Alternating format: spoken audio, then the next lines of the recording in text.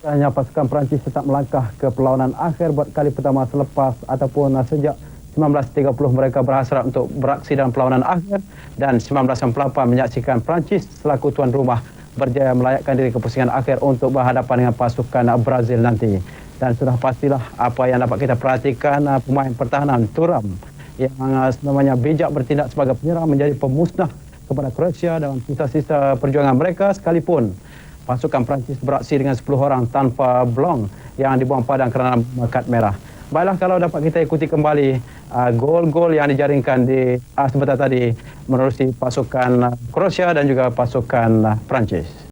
Jaringan Dewa Suka di minit ke-46 tidak melemahkan semangat pemain-pemain Perancis, dan seminit selepas itu menerusi Thuram mereka menyamakan kedudukan untuk menyaksikan persaingan semakin menarik, dan itulah yang dapat kita perhatikan di mana kedua pasukan saling berbalas serangan. Pasukan Croatia walaupun tewas, mereka sudah melakukan yang terbaik dengan melayakkan diri ke peringkat yang agak jauh dalam separuh akhir seperti ini, walaupun pertama kali melayakkan diri ke pusingan akhir Piala Dunia. Dan sudah pastilah pertemuan yang akan datang, pertemuan antara pasukan Perancis selaku tuan rumah dengan Brazil, seharusnya diberi perhatian berdasarkan kemampuan pasukan tuan rumah yang sememangnya meletakkan beberapa pemain utama seperti Zidane menjadi penggerak utama, walaupun mereka akan beraksi nanti tanpa Blanc yang menerima kad merah dalam perlawanan menentang Croatia sebentar tadi.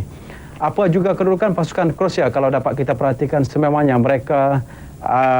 melakukan beberapa gerakan ataupun serangan yang berbahaya, tetapi gagal untuk mencari gol penyamaan. Baiklah saudara, kita perhatikan juga gol kemenangan yang dijaringkan